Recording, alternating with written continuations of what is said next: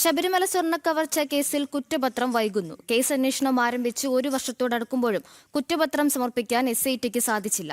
അന്തിമ റിപ്പോർട്ട് എത്രയും വേഗം നൽകണമെന്ന് ഹൈക്കോടതി അന്ത്യശാസനം നൽകിയിട്ടും റിപ്പോർട്ട് സമർപ്പിക്കാൻ ഇതുവരെ അന്വേഷണ സംഘത്തിന് സാധിച്ചിട്ടില്ല.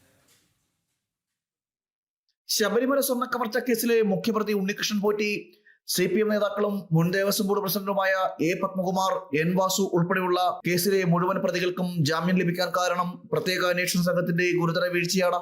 കേസ് അന്വേഷണത്തിന്റെ ഒരു ഘട്ടത്തിൽ പോലും ഇടക്കാല കുറ്റപത്രം സമർപ്പിക്കാൻ SITക്ക് സാധിച്ചില്ല. ഇതോടെ അറസ്റ്റിലായ പ്രതികൾ മുഴുവനും സ്വാഭാവിക ജാമ്യത്തിന്റെ ആനുകൂല്യത്തിൽ പുറത്തിറങ്ങി. നിലവിൽ കേസ് അന്വേഷണം ആരംഭിച്ച് 10 മാസം പിന്നിടുന്നു. ഇപ്പോഴും കുറ്റപത്രം സമർപ്പിച്ചിട്ടില്ല. സ്വർണ്ണപ്പാളികളുടെ ശാസ്ത്രീയ പരിശോധനാ ഫലം വന്നതിനു ശേഷം കുറ്റപത്രം സമർപ്പിക്കും എന്നായിരുന്നു നേരത്തെ വ്യക്തമാക്കിയത്. കഴിഞ്ഞ ദിവസം SIT ഹൈക്കോടതിയിൽ നിന്നും രൂക്ഷ വിമർശനം ഏറ്റുവാങ്ങിയിരുന്നു. അധികം വൈകാതെ അന്തിമ റിപ്പോർട്ട് സമർപ്പിക്കണമെന്ന അന്ത്യശാസനവും ഹൈക്കോടതി നൽകി. കേസിന്റെ തുടക്കം മുതൽ വീഴ്ചകൾ മാത്രമാണ് SITക്ക് സംഭവിച്ചിട്ടുള്ളത്.